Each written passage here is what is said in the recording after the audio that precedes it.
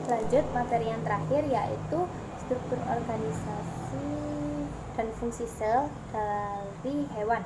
Struktur sel hewan secara umum itu sel hewan termasuk dalam kingdom Animalia, memiliki struktur dasar yang meliputi membran sel sebagai batas antara sel dengan lingkungan luar.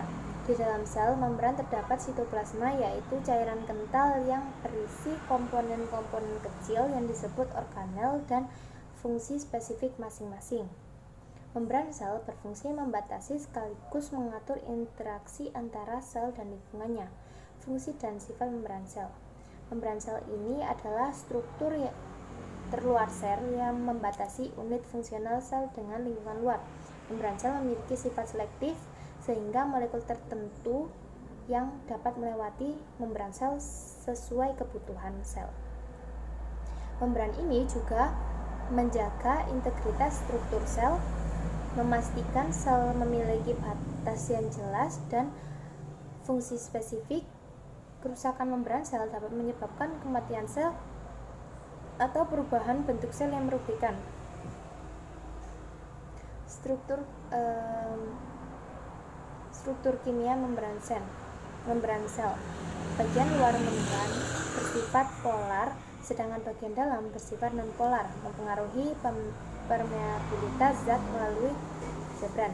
Zat yang mudah melalui membran ini tidak memerlukan bantuan, sedangkan zat yang sulit melewati memerlukan protein kanal, yaitu perpindahan terfasilitas. Lalu protein pada membran sel. Jenis protein sendiri itu ada integral protein dan protein periferal. Integral protein lokasinya menembus seluruh membran dari ujung ke ujung.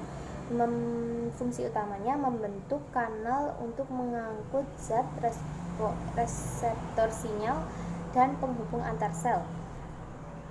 Protein periferal itu lokasinya menempel pada satu sisi membran, yaitu bagian dalam atau luar, dan fungsi utamanya enzim bagian dari sistem reseptor, menjaga struktur membran dan membantu transduksi sinyal. Protein integral berperan dalam transportasi dan komunikasi sel, sedangkan protein periferal berfungsi sebagai enzim dan penyokong struktur membran.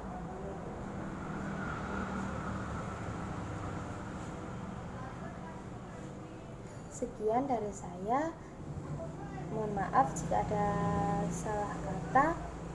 Wassalamualaikum warahmatullahi wabarakatuh.